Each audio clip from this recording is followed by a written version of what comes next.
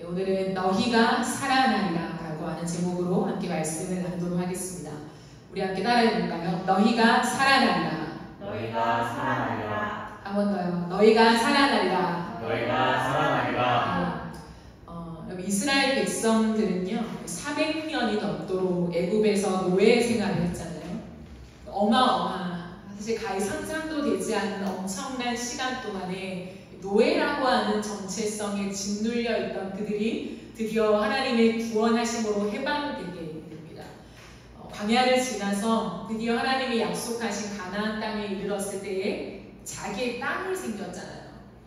자기의 터전, 자기의 집이 생겼다고 합니다. 얼마나 기뻤을까요? 얼마나 그 안정감에 하나님 앞에 참 감사의 노래를 불렀을까요? 뿐만 아니라 땅이 생기니까 그 땅에 농사를 지어서 살아있는 동안에 최초로 나의 소확물을 얻게 된 거예요. 우리도 이제 한 명 빼고는 거의 직장인이잖아요. 이 땅의 사회생활로 시작하면서 첫 월급을 받을 때의 그 뭔가 뿌듯함, 그 감사, 그 말할 수 없는 오묘한 감정들을 여러분 기억하실 것입니다. 그러니까 내가 이래서 내 것을 얻었다라고 하는 것은 굉장한 인생에 있어서 보람을 느끼게 하고 또한 내 스스로에 대한 만족감을 얻게 하잖아요. 이스라엘 백성들이 가나안 땅에 들어가서 자신의 땅을 얻고 그 땅에 농사를 지어서 소산을 얻게 되었다는 거죠. 일의 성과와 소득을 얻는 그 기쁨을 경험하게 됩니다. 뿐만 아니라 전쟁을 할 때마다 이기게 되는 승리를 만끽하게 되지요. 군사력이 제로였던 이스라엘 백성들이었죠. 그러나 이제는 막강한 군사력까지 소유하게 됩니다. 솔로몬 왕 때의 기록을 보면 열왕기상 4장 21절에 이렇게 말씀하고 있어요. 솔로몬은 유프라테스 강에서부터 블레셋 영토에 이르기까지 또 이집트의 국경에 이르기까지 모든 왕국을 다스리고 그 왕국들은 솔로몬이 살아있는 동안 조공을 바치면서 솔로몬을 섬겼다라고 되어 있어요. 어마어마하게 하나님이 경제력과 부와 명성을 솔로몬 왕께 주었다라는 거죠. 스바 여왕은 솔로몬의 소문을 듣고 아주 먼 길을 찾아오는데요. 그가 이렇게 말합니다. 내가 여기 오기 전까지는 그 소문을 믿지 않았는데 내 눈으로 직접 확인하고 보니 오히려 내가 들은 소문은 사실의 절반도 안 되는 것 같습니다. 왕께서는 내가 들은 소문보다 지혜와 복이 훨씬 더 많습니다. 그렇게 말을 했다고 합니다. 얼마나 그 솔로몬 왕의 부와 명성이 높았는가 우리는 상상이 안 되지만 하나님이 엄청난 복을 주셨다는 거죠. 근데 그 이후에도 여로보암 왕 2세 때는 나라가 굉장히 강하였다라고 되어 있습니다. 그러니까 결국에는 이스라엘 백성들이 아주 성장했다는 거예요. 엄청나게 성장했다는 것입니다. 변방의 작은 나라였던 이스라엘이 이제는 세계와 열방 속에 어깨를 나란히 할 수 있을 정도였다라는 거죠. 그러나 오늘 본문에서는 그 이스라엘을 이렇게 말합니다. 이스라엘 백성이 마른 뼈가 되었다는 거고요. 왜 그럴까요? 터전을 잡고 스스로 돈을 벌잖아요.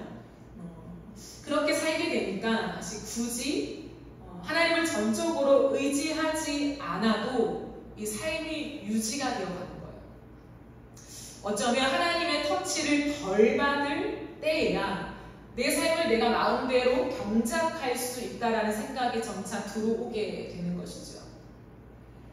이스라엘 백성들은 하나님을 온전히 의지할 때에 오히려 그들 마음속에 이상한 불안감이 들었던 것 같아요. 그 불안감은 뭐냐면 하나님을 의지할 때 내가 오히려 광야로 다시 내몰릴 수 있다라고 하는 생각이에요.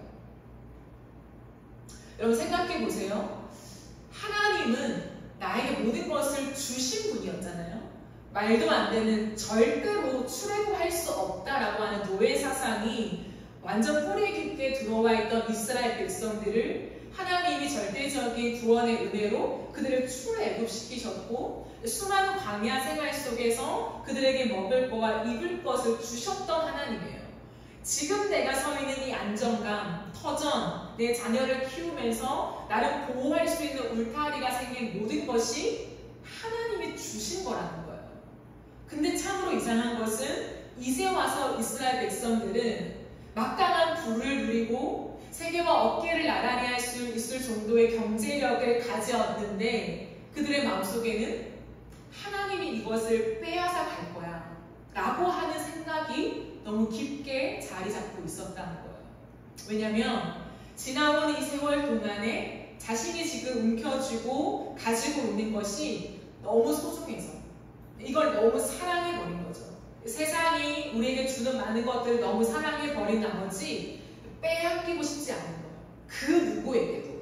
그러니 여기에만 집중되어서 난 빼앗기지 않을 거야. 내 소중한 것들을 지켜갈 거야 라고 하다 보니 하나님은 자신의 뜻에 의하여 이것을 빼앗아 갈 수 있는 하나님이지. 그러니 이것을 지키려고 하는 거예요. 참 바보 같고 모순된 이야기 같잖아요. 근데 이것이 이스라엘 백성들의 이야기였다는 거예요. 단순히 한 민족의 어리석은 이야기가 아니라 이것은 오늘 우리의 이야기입니다. 그러므로 자신들은 하나님으로부터 무언가를 보호해서 우리가 스스로 이 모든 것을 지켜갈 거야 라고 생각하며 걸어왔지만 그 결국이 뭐냐? 이스라엘은 마른 뼈가 되었다라는 거죠. 그들은 부서졌고 힘이 하나도 없고 이제는 호흡마저 없는 그런 모습으로 전락해 버렸다라고 말합니다. 그럼 이 말씀을 우리가 묵상하면서 어쩌면 이것은 우리나라와 너무나 비슷하지 않나 생각을 합니다. 진짜 아무것도 없던 나라였잖아요, 우리나라가. 그러나 급성장을 했어요. 나라를 빼앗긴 아픔, 물론 우리는 겪어보진 않았지만 많은 이야기를 듣잖아요. 우리나라니까. 우리나라가 나라를 잃은 아픔, 그 절망, 상실감, 아무것도 없어지는 그런 무해 상태, 침략을 당하는 정말 약한 나라, 그러한 나라였지만 거기에서 일어나서 대한민국이 다시 땅을 되찾게 되죠. 다시는 우리의 땅 위에서 우리는 소득을 얻게 됩니다. 무언가 일을 하게 된다는 거죠. 그러니까 지금은 경제력이 어마어마하죠. 세계에서 명성이 높아졌습니다. 굉장히 땅덩어리가 작은 이 나라이지만 세계가 한국을 주목하고 있습니다. 우리가 가진 기술은 뒤지지 않죠. 특별히 AI 시대를 맞이해서 우리가 가진 기술력은 사실 세상의 많은 나라들이 무시할 수 없는 그러한 기술입니다. 하지만 지금 우리 대한민국은 마른 뼈가 되었어요.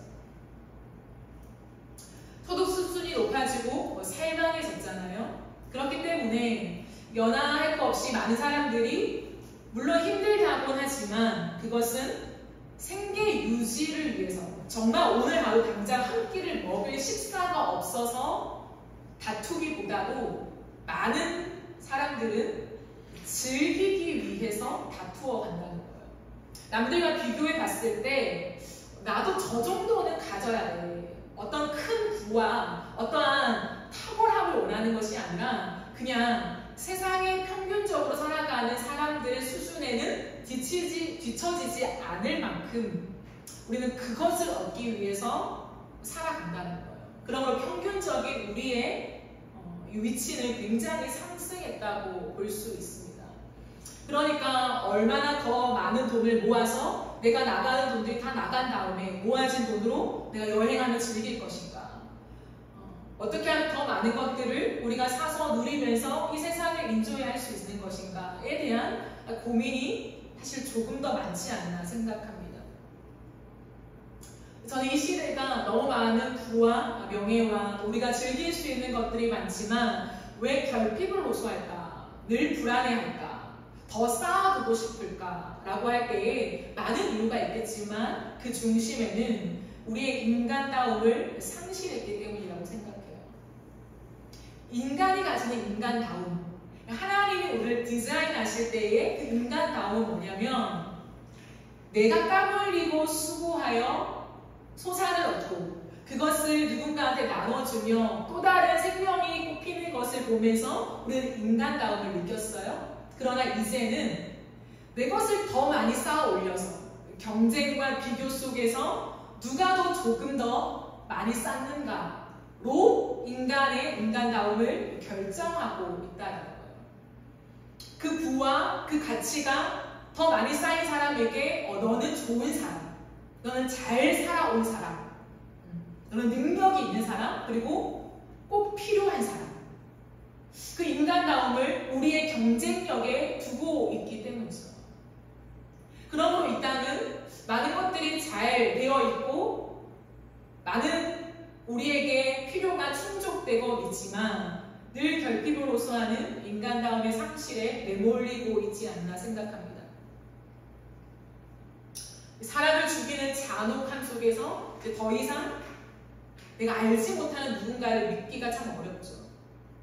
내가 알아도 정말 이 사람의 내면에 어떤 것이 있는가 우리는 의심하면서 그 사람을 대하는, 사람을 믿지 못하는 경향이 이제 너무 깊이 우리 안에 들어와 있다는 거예요. 전도를 하더라도 우리 안에는 의심을 깔고 사람을 대할 때가 너무 많잖아요. 너무 슬픈 현실인 것 같아요. 하나님 없이 살아온 이스라엘의 현실이 마른 뼈였듯이 예수 그리스도 없이 살아온 우리의 현실이 마른 뼈라고 주님이 우리에게 말씀하십니다. 돈과 유행과 쾌락과 스스로의 성과와 내가 하고 싶은 일, 내 만족을 위해서 우리 너무 열심히 살아가고 있다는 거예요. 그러나 끝이 없는 거예요. 가지고 싶은 게 계속 생겨나고 하고 싶은 일이 더 많이 늘어나면서 우리는 끝없이 내 만족을 쫓아서 전진하는 삶을 지속하고 있다는 것입니다. 이것을 주님은 너희가 마른 뼈와 같은 인생으로 이 땅에 살고 있다라고 지적하시죠. 오늘 본문을 보면 이 마른 뼈와 같은 인간다움을 상실한 죽음의 기운이 가득한 골짜기에 에스겔을 세우십니다.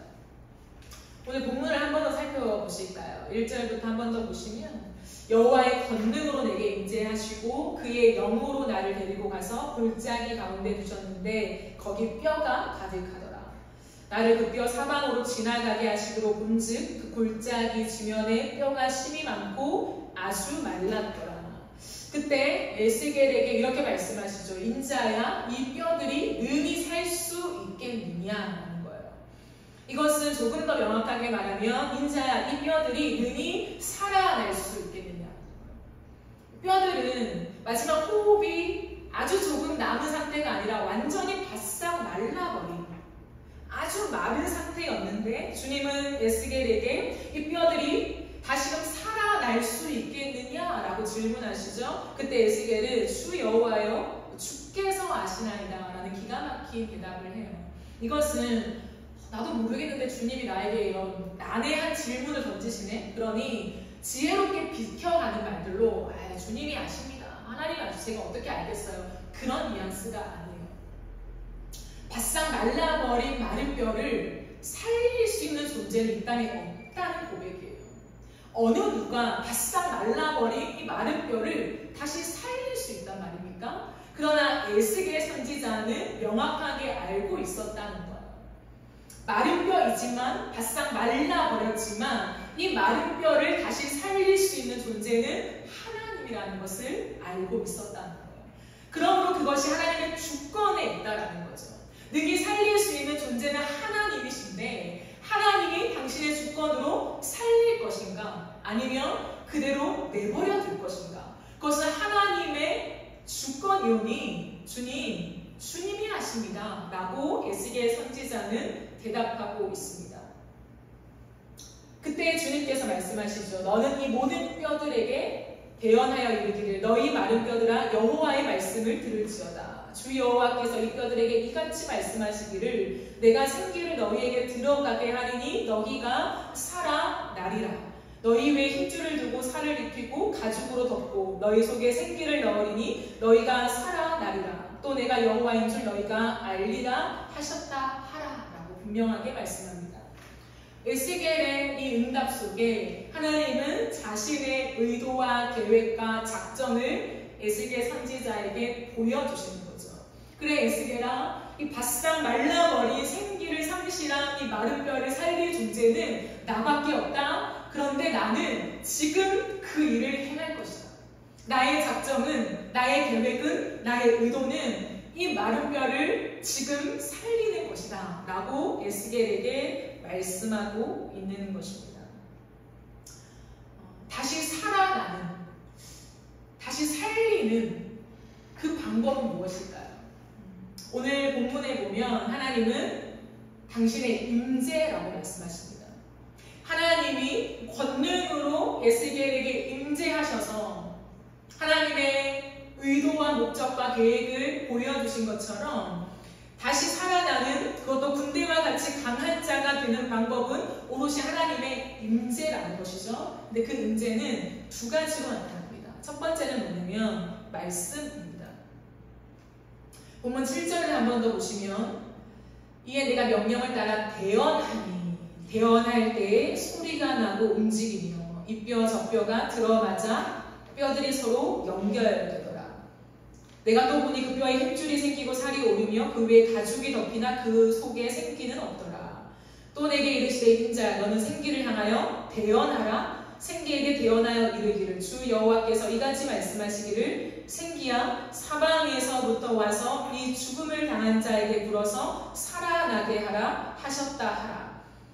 그렇기 때문에 에스겔은 이 명령대로 대언하였더니 생기가 그들에게 들어가매 그들이 곧 살아나서 일어나 서는데 극히 큰 군대더라 라고 말씀합니다.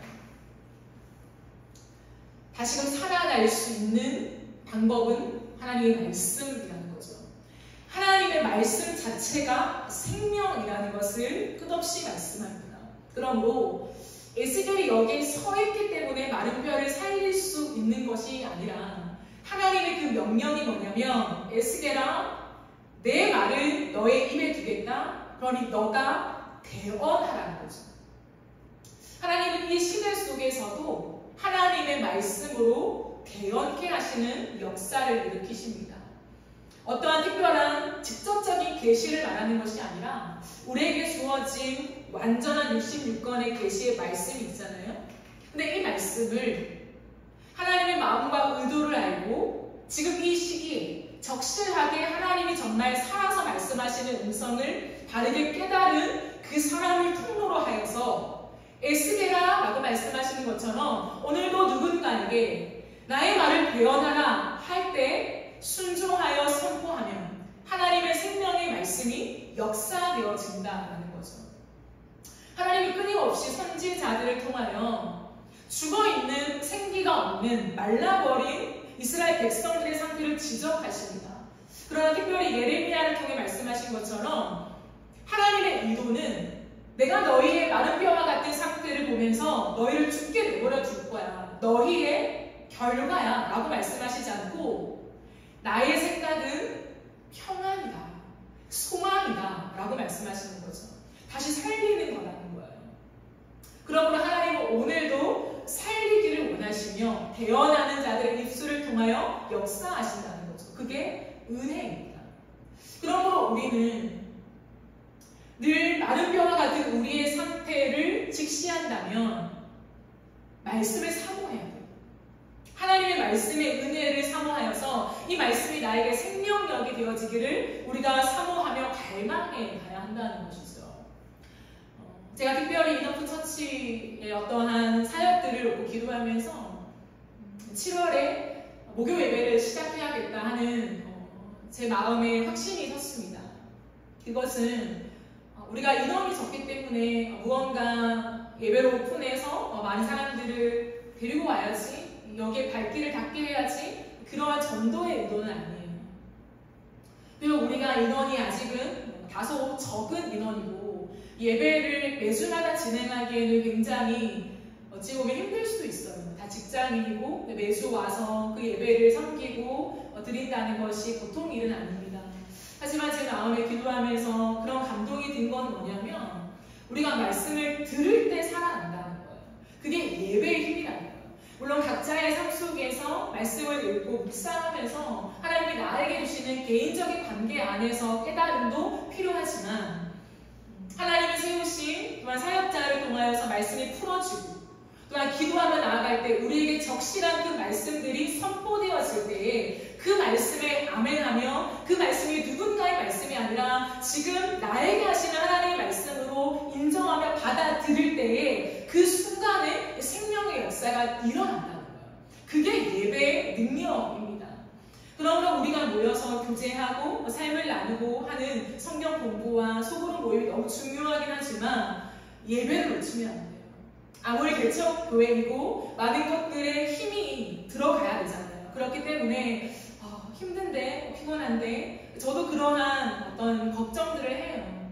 지치면 어떡할까 우리 성도들이. 그러나 더 하나님 바로 서서 무엇을 해야 할까로 생각할 때 결국에 중심에는 예배가 있다는 것이죠.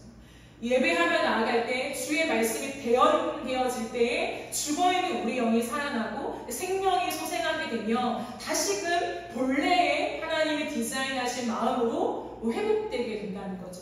저는 그 중심에 인간다움의 회복이 있다고 생각합니다. 저의 목회의 핵심입니다. 함께 오는 그리고 우리의 성도로서 함께 교회를 세워가는 모든 멤버의 목표와 목적이 인간다운 사람들을 세우는 거예요. 너무 익숙한 말 같지만 당연히 우리는 사람인데 사람답게 살아가야 되는 거 아니야? 라고 하지만 우리는 예수 그리스도 없이는 인간다움을 가질 수가 없어요. 그렇기 때문에 죽고 죽이는 경쟁의 구도 속에 조금 더 나은 젠틀한 어떠한 섬김과 서로를 덮어주는 사랑은 있을 수 있으나 궁극적으로 제가 지난주에 설교한 대로 우리 마음에는 이기심이 있다는 거예요. 내 것을 다 빼앗기고서는 그것을 지속할 힘은 없습니다. 그러나 예수 그리스도는 자신의 생명을 다 내어주시면서까지 사람을 구원하는 놀라운 사랑을 우리에게 보이셨잖아요. 그것이 인간다움이거든요. 그 인간다움으로 가기 위해서는 예수 그리스도의 생명력밖에 없다는 거죠. 그것을 우리가 추구하면서 예배를 준비하고 끝없이 말씀을 사모하는 이 일들을 지속해 나가려고 합니다. 그러므로 다른 어떤 것에 집중하지 말고 하나님 말씀에 집중하세요. 제가 늘 여러분과 함께 개척 기도 모임을 가질 때도 항상 오픈 기도를 할 때 그런 기도를 시작했잖아요. 하나님, 제게 말씀해 주세요. 하나님, 오늘 나에게 말씀해 주시고 그 말씀이 나의 영의 귀에 들려지게 해주세요. 이 기도가 우리의 평생의 기도가 되어야 합니다. 하나님의 말씀은 성경에 가둬진 하나님이라는 분이 이러한 성품과 이러한 목적을 가지고 세상을 운행해 나가시고 내 삶을 끌고 가셔. 그게 아니에요. 하나님의 말씀은 신기하게도 문자로 기록되어 우리 가운데 성경책이라고 하는 것으로 왔지만 이 말씀은 오늘도 살아있다라는 거예요. 하나님이 계시는 말씀이 오늘도 살아 움직여서 우리가 이 말씀을 읽고 듣고 사모하며 나아갈 때 이 말씀이 우리의 영혼을 채우고 우리의 영혼을 성장시키며 예수님 닮은 사람으로 우리를 변화시켜 간다라고 분명히 말씀하고 있습니다. 두 번째가 있습니다. 우리를 살아나게 하는, 살게 하는 그 방법은 그 하나님의 임재는 무엇으로 오는가? 성령으로 온다라고 말씀합니다. 오늘 보면 마지막 절이 14절을 한 번 더 보시면요. 내가 또 내 영을 너희 속에 두어 너희가 살아나게 하고 내가 또 너희를 너희 고국 땅에 두리니 나 여호와가 이 일을 말하고 이룬 줄을 너희가 알리라. 여호와의 말씀이니라 라고 말합니다. 성령이라는 거죠.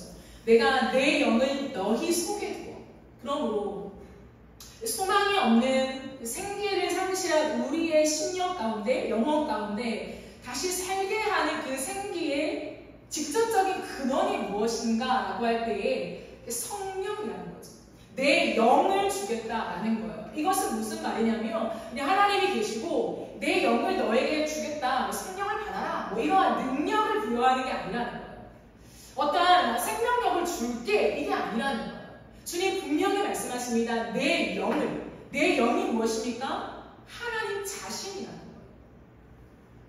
하나님 자신이 하나님 하나님이 우리 안에 거하실 때에 우리는 살아나게 된다라고 말씀을 하신다는 거예요. 우리는 우리가 이해하지 못하는 삼위일체를 어떻게든 조직적으로 이해하기 위해서 성부, 성자, 성령을 따로 떼어놓고 이해하고 연구하려고 하는 시도가 끊이지 않아요. 물론 그 연구 속에 우리에게 주는 유익은 있지만 우리는 계속해서 성부, 성자, 성령이 별개의 하나님인 것처럼 생각할 때가 많다는 거예요. 우리가 기도할 때 성부 하나님, 온 땅을 창조하시고 이끌어 가시는 하나님, 예수님은 우리를 구원하신 존재, 그리고 성경 오늘도 우리가 그렇게 살 수 있도록 변화시키고 능력을 주는 존재. 네, 맞죠? 맞지만 그분은 일체란 그 삼위는 동떨어져서 각자의 역할들만 수행하는 것이 아니라 우리의 인간의 이해로서는 다 담을 수 없으나 그러나 그분은 한 분 하나님이라는 거예요. 그렇기 때문에 주님 말씀하십니다. 내가 내 영을 너에게 줄게 이렇게 말씀하시는 것이 아니라 하나님 자신이 내가 너희 안에 다시금 들어갈 때 너희는 살아나게 될 것이다 라고 말한다는 거예요. 그러므로 우리는 하나님 자신, 늘 하나님 그분께 집중해야 돼요. 내가 무언가 하나님 의기소침했던 영적인 잠을 깨우고 내가 일어날 때 그 성령의 무언가 나에게 부어주시는 기름 부으심, 하나님 그것을 소망해요. 그 능력을 주세요. 물론 기도할 때는 그렇게 기도하지만 우리가 이해해야 되는 우리의 내면 속에 빼앗기지 않아야 할 진리는 뭐냐면 그것이 곧 하나님이라는 거예요. 하나님은 인격이라는 거예요. 그러므로 날마다 어떠한 성경을 읽으면서 내게 영적인 리프레시가 되기 위해서 무언가를 하는 것이 아니라 하나님과 얼굴을 마주해야 된다. 그 하나님의 인격성이 무엇인가에 집중해야 한다고요. 하나님이 왜 우리를 사랑하시는가? 신이니까 당연히 사랑해야 되는 거 아니야? 이렇게 막연한 신의 초월적인 위치로 놓는 것이 아니라 우리를 죽기까지 사랑하신 그 주님의 성품이 무엇인가를 우리의 인간의 인격성과 함께 이해하고 고민할 때 그 하나님을 우리가 바르게 대우할 수 있게 된다는 것이죠. 그러면 우리는 날마다 성령을 구해야 합니다. 성령 하나님 나를 충만케 하십시오. 하나님 나에게 성령을 부어주십시오. 성령의 기름 부으심이 넘치게 하십시오. 그 기도가 옳지요. 그러나 그 중심에는 하나님 나를 하나님 자신으로 충만케 하십시오. 나는 하나님 없이는 살아갈 수 없습니다. 하나님 없이는 나는 마른 뼈가 될 수밖에 없습니다. 라고 하는 분명한 이해를 가지고 성령을 구해야 한다는 것이죠. 오늘 주님은 왜 내가 내 영을 너희 속에 두겠다라고 하냐면 이스라엘 백성들의 인생 속에 하나님이 없어졌기 때문이에요. 수많은 것들을 가지고 누리고 세상을 보니 너무 즐겁고 맛있고 좋고 행복하니 하나님을 바라보는 그 중심을 잃어버리고 자신의 심령 가운데 치우고 있는 하나님을 상실한 나머지 종교의 행위를 유지하는 거예요. 성전에 가서 예배를 드리고 헌물을 드리고 주님을 위한 모든 율법을 낭송하고 그것을 하나님과 함께 하고 있다고 생각하지만 주님이 뭐라고 하냐면 아니 너의 속에 너의 마음에 내가 없지 않냐 라고 말씀하신다는 거예요. 우리는 알지 않습니까? 우리의 마음에 하나님이 있는 것과 그렇지 않는 것이 무엇인지요. 삶을 살아갈 때 우리는 너무나 익숙하게 기독교 문화 안에 거해 있기 때문에 말씀을 읽어야 된다는 걸 알아요. 가요만 듣는 게 아니라 찬양 한 곡 정도는 그래도 좀 들어줘야 되지 않을까 하는 그 마음이 무엇인지 안다고요. 그래서 주일 예배를 나가야지. 내가 하나님의 예배를 드려야지. 우리가 내면적으로 알고 있는 것들이 있다는 거예요.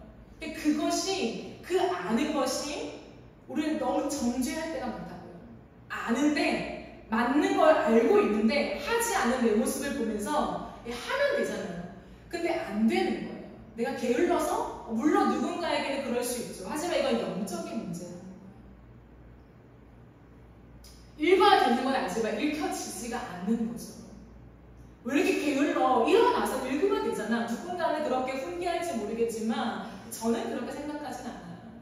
시간이 없어서 안 읽고 게을러서 안 읽는 게 아니라 이 영이 막혀 있어서 하나님의 말씀을 대하는 게 멀어지는 거죠. 그것이 반복되면 우리는 정죄감에 차곡차곡 쌓여집니다. 근데 중요한 게 뭔지 알아요? 그럼 정죄하지 마 이게 아니라 제가 말하고 싶은 것은 그 정죄감, 억눌렸던 정죄감에서 해방되는 게 언제인 줄 알아요? 다시 그것을 할 때. 해야 되는 걸 알지만 하지 못한 것들이 누적되어서 정죄감과 내 믿음의 회의감과 찝찝한 마음이 드는데 비로소 내가 그것을 하게 될 때 정죄감에서 해방된다는 거예요. 어떠한 연유로든 말씀을 읽게 될 때, 기도의 자리에 나아가서 막 기도를 하게 될 때, 찬양을 하게 되고 하나님에 대해서 많은 것들을 나누거나 봉사하거나 선교를 하게 될 때 그래도 이전보다 나아졌네, 괜찮아졌네 라고 안도의 한숨을 쉰다는 거예요. 근데 그것은 우리를 더욱 마른 뼈로 내모는 행동이에요. 왜요? 하나님이 없는데, 하나님은 내 안에 가득 채워지지 않고 내가 그 행위를 한다고 해서 자유로우면 진짜 하나님을 찾는 길마저 상실해 버린다는 거예요. 그럼 진짜 하나님이 내 안에 거하신다는 건 뭡니까? 하나님이 즐거운 거예요. 해야지 그것도 필요하긴 하지만 더 중요한 생명력이라는 건 뭐냐면 이 하나님이 좋아서 하나님은 오늘 또 나에게 어떤 말씀을 하실까? 그 기대감 속에서 말씀을 읽고 싶은 거예요. 역으로 때로는 말씀을 읽고 싶지만 너무 피곤하죠. 밤 늦게까지 일하고 와서 너무 피곤해서 말씀을 못 읽을 때도 있어요. 그러나 그때도 그 사람은 살아있는 거예요. 여러분, 이 지금 제가 말하는 역설을 아시겠습니까? 오히려 말씀을 읽지 않고 너무 시간이 없고 육체가 피곤하고 때로는 우리가 아플 때도 있잖아요. 아파서 뭔가 할 힘도 없어요. 그래서 기도도 못했어요. 근데 내 마음의 중심에는 주님 없이는 못 살아요. 그 하나님을 향한 사랑이 있어요. 그러면 그 사람은 지금 살아있는 거라고요. 우리가 안에 다시금 붙잡아야 될 건 뭐냐면 내가 어떠한 신앙적인 행위를 하느냐가 아니라 오늘 내 가슴이 누구를 찾고 있느냐는 거예요. 뭘 즐거워하고 있냐는 거예요. 주어진 오늘 5장 읽기로 했으니까 5장 다 읽고 내가 하고 싶은 거 이제 해야지. 그건 아직도 우리가 본질에 접근하지 못한 거예요. 그것이 우리에게 도움은 되겠지만 우리의 생명력을 입증해주는 우리의 모습은 아니라는 거예요.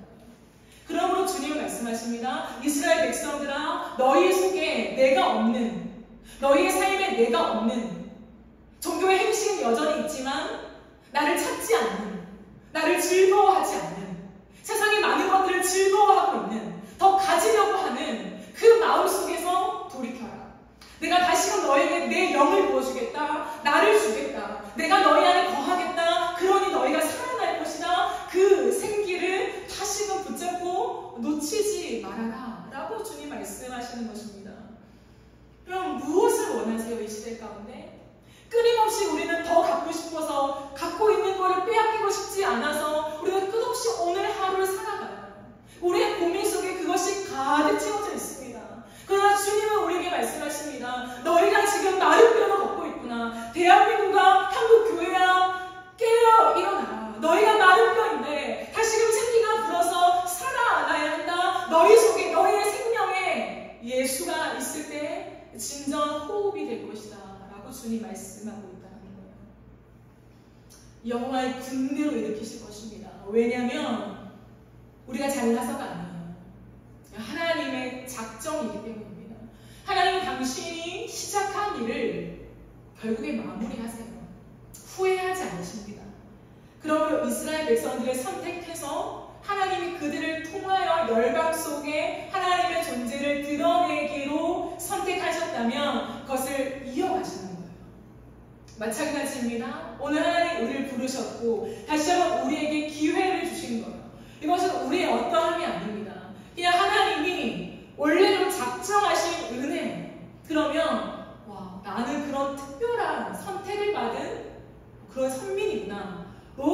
내 스스로만 하나님 앞에 깨어있음에 만족하는 것이 아니라 이 하나님 나를 깨워서 하나님 무엇을 하시렵니까? 그 일을 행하십시오. 하나님 내가 죽어서 하나님의 의도와 계획에 묻히지 아니하도록 다시금 나를 살려주셨사오니 내가 살아 일어나서 하나님이 나를 통해서만 하고 싶은 그 일들을 하나님 이루십시오. 그게 여호와의 군대로 일어나는 거라는 거예요. 그러므로 우리는 반드시 여호와의 군대로 일어나야만 합니다. 하나님 저는요 군대는 너무 부담스럽고요. 그냥 제 생명만 살려주세요. 너무 감사해요 하나님. 이거 있을 수가 없다는 거예요. 나만 특별해서 수많은 사람이 나를 선택해서 너의 생명만 살려줄게.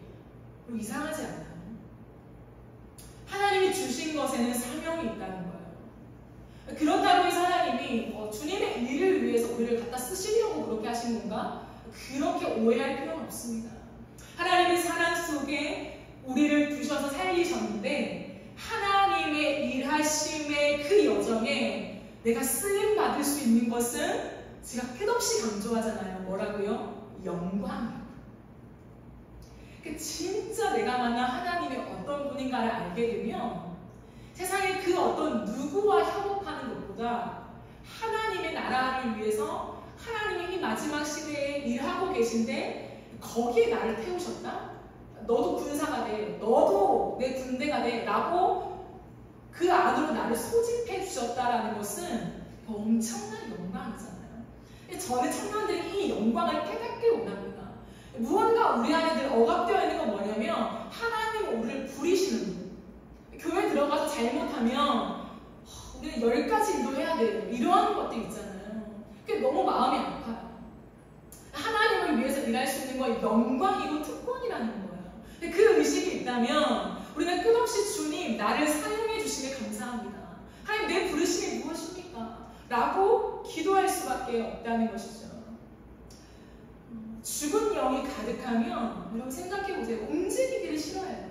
내가 힘이 하나도 없는데 손 하나 까딱할 힘이 없는데 뭘 해요? 어떤 모임에 참석합니까? 가고 싶지 않아요.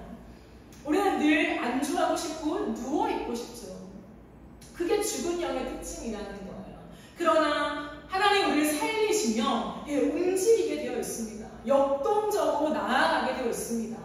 어떤 일에 대한 욕심이 있는 사람이건 그렇지 않은 사람이건 상관없이 하나님이 주시는 그 일에 대한 열정이 생기게 된다는 거예요. 그래서 계산하지 않고 얼마쯤 내가 하나님의 일에 담길 것인가, 내 시간을 드리고 내 재정을 드릴 것인가 라고 계산하지 않고 내 눈에 보이면 내 가슴에 감동이 오면 그대로 하는 거예요. 그게 순종으로 연결되는 것이지요.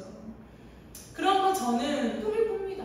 네, 물론 우리가 이제 시작한 개척교회이긴 하지만 저는 숫자가 작다고 해서 일을 조금밖에 못하고 숫자가 많다고 해서 엄청난 일을 하고 그렇게 생각하진 않아요. 하나님의 원리 안에서는요. 다만 중요한 것은 하나님이 나에게 무엇을 명령하셨는 거죠. 지난주에 제가 계속 말했듯이 하나님이 이너프 처치에게 맡기신 일이 뭐냐는 거예요. 하나님 우리가 다 할 필요가 아니라 우리에게 맡기신 일만 하면 된다는 거예요. 그 일을 찾아서 기도하고 그 기도했을 때 얻어진 감동이 있다면 우리 모든 것을 쏟아부어 가는 거죠. 저는 이 시대 가운데 청년 그 사역 그게 단순히 막 청년들을 많이 모아서 청년들과 함께 예배하고 역동적으로 무언가를 하고 그런 것만을 의미하진 않아요. 제가 생각하는 청년 사역, 제가 하고 싶은 사역의 중심에는 제가 예전부터 언급한 적이 있는데 저는 쉐어하우스를 하고 싶었어요. 이게 단순히 뭐 이너프 처치 그리고 전도사님은 쉐어하우스 어떠한 집을 짓는 어떤 그런 사업을 하고 싶구나 뭐 이렇게 이해할 수 있는데 그건 아닙니다. 제게 가슴에 가장 왔던 것은 이 시대를 걸어가는 청년들의 가장 큰 고민이 뭘까? 물론 아픔이 너무 많지만 그들이 늘 손꼽는 어떤 아픔, 고민, 염려 그리고 저도 조금 더 와닿는 그 1순위가 뭘까? 라고 했을 때 집이었어요. 집이 없어서 전전긍긍하며 또 월세를 가고 또 비싼 월세를 다 내다 보니까 내가 쓸 돈이 없고 그러다 보니까 더 많은 월급을 원해서 또 다른 직업을 선택해가고 또 다른 일을 하고 싶어가는 부르심과 상관없이 돈을 얼마 주는가에 우리가 묶여 살아가는 청년들의 삶을 확인합니다. 전세 깡통, 깡통 전세 이런 것들은 너무 많은 우리의 아픔이잖아요. 그런 것들 속에 과연 어떻게 청년들을 살릴 수 있을까라고 했을 때 물론 가장 중요한 거는 그리스도의 생명력, 영적인 생명력이죠. 그러나 그것은 단순히 하나님과 우리의 영적인 어떤 관계 속에 얻는 것뿐만 아니라 우리의 모든 일상이 전인격이라는 복음.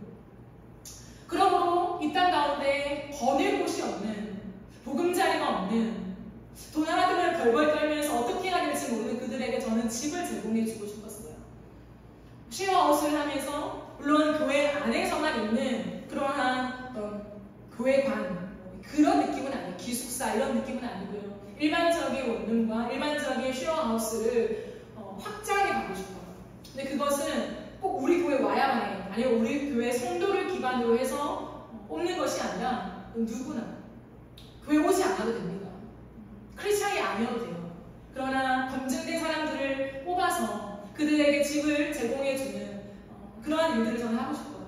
그것이 어떤 내 성도를 불리기 위한 사역, 그런 사업이 아니라 정말 말 그대로 이 땅에 죽어가는 청년들을 그냥 살려야 되는데 그들이 이 땅을 살아가면서 조금 더 나은 삶을 살아갈 수 있도록 기독교 정신으로 하나님의 말씀에 입각하여서 그것들을 실행하고 살아내는 한 사람을 보여주고 싶은 거예요. 자기의 배를 불리기 위해서 이 어마어마한 보증금과 월세를 받아 먹으면서 이렇게 살아가는 그러한 모습이 아니라 정말 자기가 가진 그 재물들을 최소한 물론 월세를 받겠죠. 그러나 내 배를 불리기 위함이 아니라 유지하고 경영하기 위한 것들을 받으면서 그들이 안전하게 거할 수 있는 그러한 터전들을 마련하고 싶어요.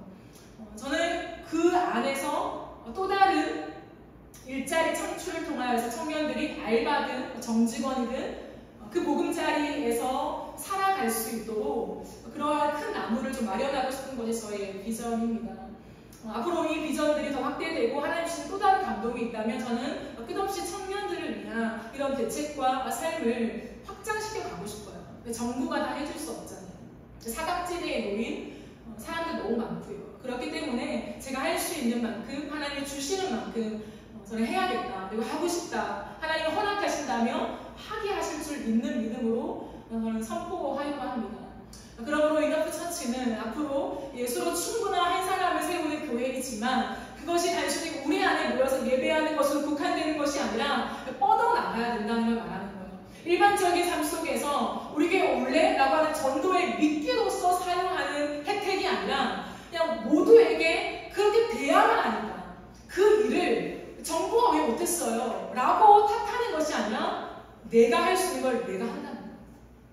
저는 그렇게 하면서 세상 속에 예수 그리스도를 믿고 그 정체성을 확보해야 하는 한 사람, 또 한 교회가 그렇게 살고 있구나. 우리가 살아가는 이 서울 한복판에서 그러한 청년들이 모인 교회가 그 일들을 하면서 그렇게 또박또박 한 걸음 한 걸음씩을 걸어가고 있구나. 그걸 보여주고 싶어요. 그걸 통해서 누군가가 온다면 너무 감사하겠지만 그것만이 제가 하고 싶은 사역의 목적은 아니라는 것이죠. 말씀을 정리하겠습니다.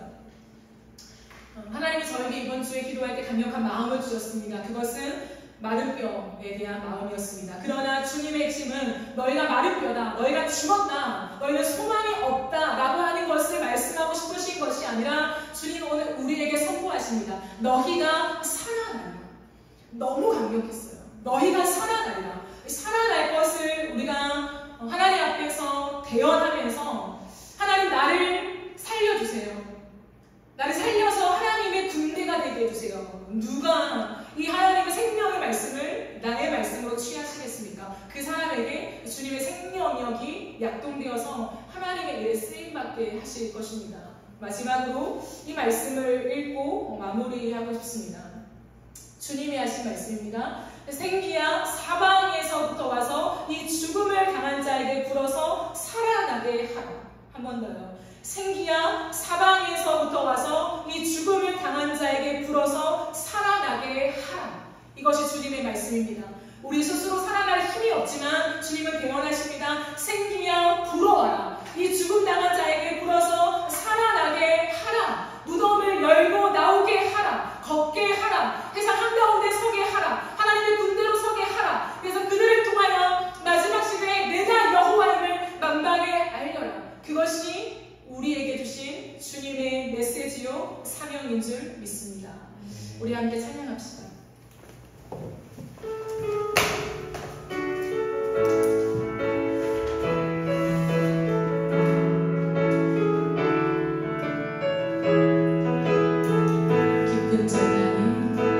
깊은 절망에 수렁 가운데 주님께 닿을 수 없던 우리 어두운 밤 중에 하늘을 향해 주의 이름 나 부를 때 어둠을 뚫고 보신 주 사랑 나의 절망 거두셨네.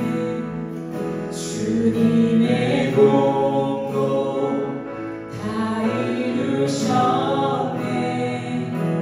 주 예수 나의 산 소망.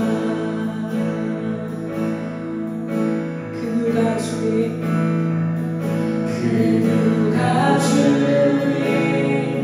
자비를 따라 한없는 은혜 증명할까. 영광을 떠나 이 땅에 오신 죄가 되신 구주 예수. 주의 십자가 주의 십자가 내게 말하네. 영원히 난 용납되네. 아름다우신 왕 나는 주의 것 그리스도 나의 산 소망. 할렐루야 할렐루야 주를 찬양하여라. 할렐루야 자유케 하셨도다. 죄의 저주 끊으신 주께 구원이 또다. 주 예수 나의 산 소망. 할렐루야 주의 찬양하여라. 주의 찬양하여라. 할렐루야 자유케 하셨도다. 자유케 하셨도다. 죄의 저주 끊으신 주께 구원이 또다. 주 예수 나의 산 소망.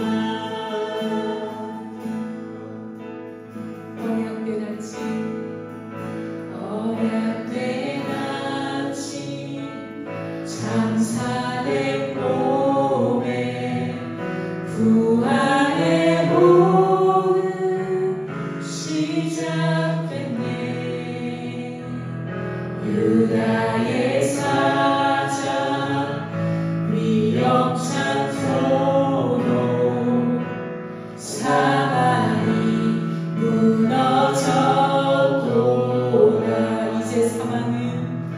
이제 사망 무덤이 더는 우리를 주장할 수 없네. 유다의 사자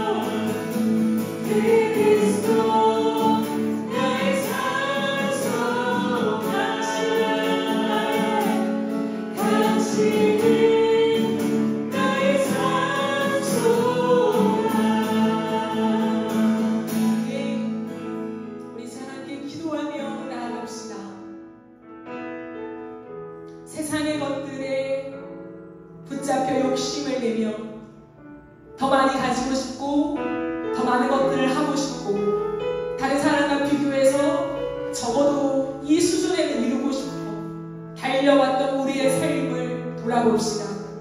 그 안에 예수 그리스도가 없다면 우리는 많은 것들을 가진 채 번성하고 있는 것 같으나 실상은 마른 뼈입니다. 우리가 이 시간 기도하며 나아갈 때 하나님이 마른 뼈와 같이 인간의 인간됨을 상실한 채 나의 것들을 빼앗기지 않기 위하여 다른 사람들을 죽이며 다른 사람들의 것들을 착취하며 하나님 그렇게 내 배를 물리며 살아왔던 우리의 죄성을 우리의 참혹한 현실을 고백하며 나아갑니다. 다시 한번 주의 저주 끊으신 예수의 생명이 우리 안에 담기게 하여 주시옵소서. 생기야 사방에서부터 와서 이 죽음을 당한 자에게 불어 살아나게 하리라. 이것이 오늘 주의 선포의 메시지입니다. 하나님 메시지를 붙잡겠습니다. 생기가 나에게 불어와 죽음을 당한 나에게 불어와 살게 하여 주시옵소서. 무덤을 열고 일어나 살리는 자로 있다면 살게 하여 주시옵소서. 주여 외치며 기도하며 나가겠습니다. 주여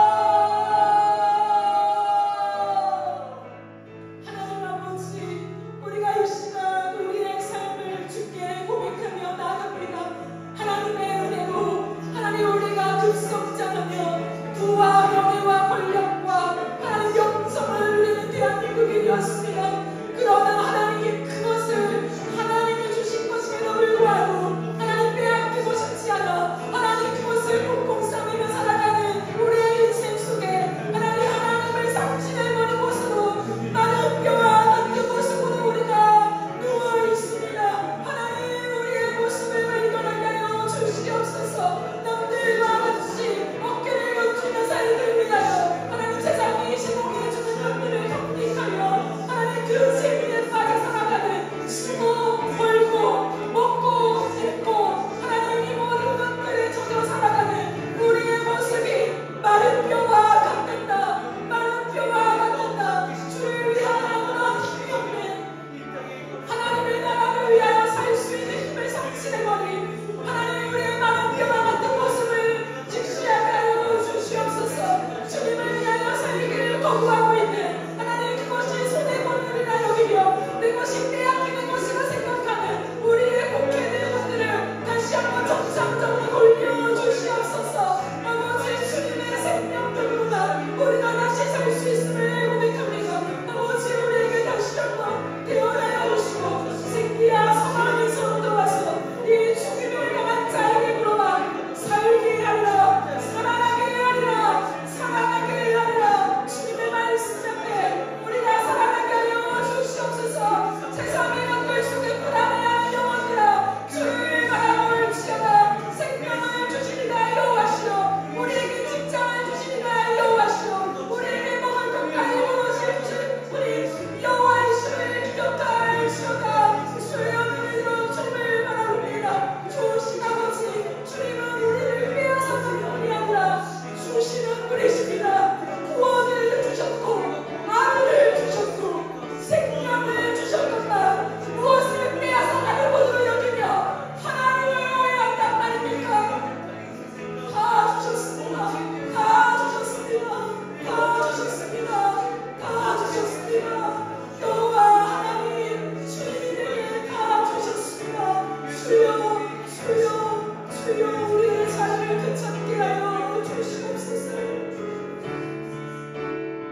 우리 이제 한 가지만 더 같이 기도하실 때에 하나님 우리를 살려서 여호와의 군대가 되게 하십시오. 영적으로 강해서 무언가 영적인 은사가 남발되어가는 그러한 교회가 아니라 영적인 군사가 되어서 인간다움을 회복하게 하여 주십시오. 세상의 것들 속에서 내 것이 빼앗길까봐 두려워하며 숨는 자가 아니라 여호와의 군사가 하여서 이 땅 곳곳에 신음하고 있는 주의 청년들을 위하여, 이 땅을 살아가는 다음 세대들을 위하여서 우리가 직접 움직이게 하여 주시옵소서. 높은 곳에 올라가야만, 정부여야만 할 수 있는 것이 아니라 우리가 할 수 있는 것이 반드시 있습니다. 하나님, 그것을 하게 하여 주십시오. 우리에게 청년에 대한, 이 다음 세대에 대한 비전을 주셨사오니 예수로 충분케 되어지는 우리 교회를 통하여서 하나님의 사업이 이 땅 가운데 일어나게 하여 주시옵소서.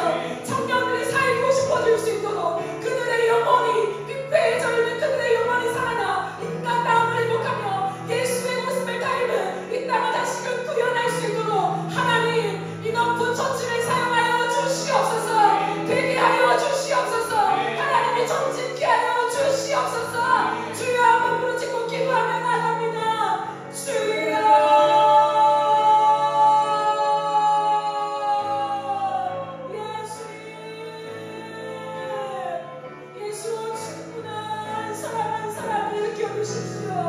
예수 안에 생명이 있습니다. 예수 안에 소망이 있습니다. 예수 안에 사랑이 있습니다. 예수 안에 인간됨이 있습니다. 인간됨을 상실해가며 이 땅에 하나님 발을 붙이고 살아가기 위하여 아버지여 나아가는 하나님 쾌락과 행락 속에 하나님 나아가는 모든 청년들이 하나님 다시 한번 예수의 생명력 안으로 초대되어지게 하여 주시옵소서. 하나님, 이런 처치 가운데 하나님 주시는 여호와 하나님이시를 고백합니다.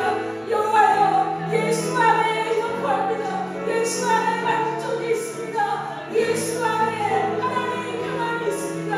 하나님, 땅 가운데 우리가 세상 한가운데 서게 하여 주옵소서. 이런 처치가 일어나 이 땅 곳곳에 하나님 청년들의 삶을 이루어 주옵소서. 아버지, 우리에게 아버지와 하나님의 나라의 사업들이 맡겨주셔서 하나님, 우리 교회만 교회한 교회가 아니라 세상 가운데 뻗어가는 교회가 되게 하시고 하나님, 이 나라 가운데 뻗어가는 교회가 되게 하여 주옵소서. 이 서울 땅에 살아가는 수많은 청년들이 하나님 살 곳을 마련하게 하여 주시고 그들이 일할 곳을 마련해 주게 하여 주시고 그들이 사람답게 살아가는 것이 무엇인가를 배우게 되는 그러한 우리의 걸음이 될 수 있도록 하나님, 우리를 그렇게 세워 주시옵소서. 은도 내 것이요 금도 내 것이요 말씀하시는 주여, 두려워하지 않습니다. 두려워하지 않습니다. 하나님이 명령하셨다며 하나님 채워주실 것을 믿습니다. 되게 하실 것을 믿습니다. 정진케 하실 것을 믿습니다. 가라 말씀하실 때 가게 하여 주시고 움직이게 하여 주옵소서. 내게 있는 것이 얼마나 있는가 계산하지 않겠습니다. 가겠습니다. 이 땅에 청년들을 세워 주옵소서. 사람을 죽이며 자복한 하나님 빛의 소리가 이 땅 가운데 울리고 있는 이 시대 속에 내 배만 물리기 위해 살지 않게 하여 주시고 하나님, 누군가의 피의 호소가 내 귓가에 들려지게 하여 주셔서 이 땅에 죽어가는 청년들의 하나님 그 인간성을 살려내게 하여 주옵소서. 살려 주옵소서. 살려 주옵소서. 살리실 분이 오직 하나님이신 줄 믿습니다. 성령을 부어 주시옵소서. 정신을 차리게 하여 주시옵소서. 주여, 주여, 주의 일하시 하나님 드러나는 교회가 될 수 있도록 아버지여 역사하여 주시옵소서. 하나님, 정처 없이 세상을 헤매이며 세상이 말하고 있는 가치와 소유에 몰두하며 살아가며 인간의 인간다움을 상실해가는 우리의 현실 위에 서 있습니다. 인자야, 이것을 보느냐? 이 마른 뼈를 보느냐? 이 마른 뼈가 능히 살아날 수 있겠느냐? 하나님, 그리 물으실 때에 주께서 하십니다. 그러나 하나님, 오늘 우리에게 예, 주께서 하십니다의 답으로 내가 살릴 것이다 라고 우리에게 확증해 주신 주님을 찬양합니다. 하나님, 생기를 대원하여 주시옵소서. 우리의 죽은 영혼에 세상의 것들에 묶여 그것들을 취하기 위하여 살아가는 죽은 우리의 무덤을 하나님 박차고 나올 수 있는 생기가 우리 안에 불어오게 하여 주시옵소서.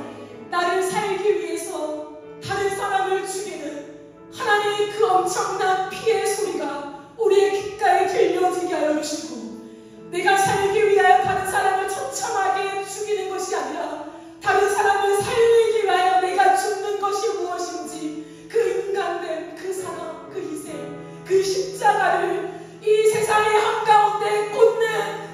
좋은 처치가 되게 하여 주시옵소서. 하나님, 작은 수이지만 이제 시작했지만 우리에게 성령을 부어 주시옵소서. 하나님의 말씀들이 되어지게 하여 주시옵소서. 하나님의 명령을 쫓아 우리가 움직여갈 때에 하나님, 이 땅에 청년들이 살아날 줄 믿습니다. 우리에게 영혼들을 붙여주시고, 또한 그 모두가 교회에 오지 않는다 할지라도 우리가 하는 이 모든 사역을 멈추지 아니하며 그저 이 땅을 살아내고 있는 한 명의 청년들에게 이것이 바로 그리스도여야만, 그리스도인이어야만 살아갈 수 있는 삶이라고 보여주는 그 하나의 깃발을 꽂게 하여 주시옵소서. 주님을 찬양합니다. 주님을 송축합니다. 내 영혼아, 주를 찬양하라. 우리의 찬양이 멈추지 않는 하루하루의 삶이 될 수 있도록 축복하여 주시옵소서. 감사드리며 예수님의 이름으로 기도드립니다. 아멘.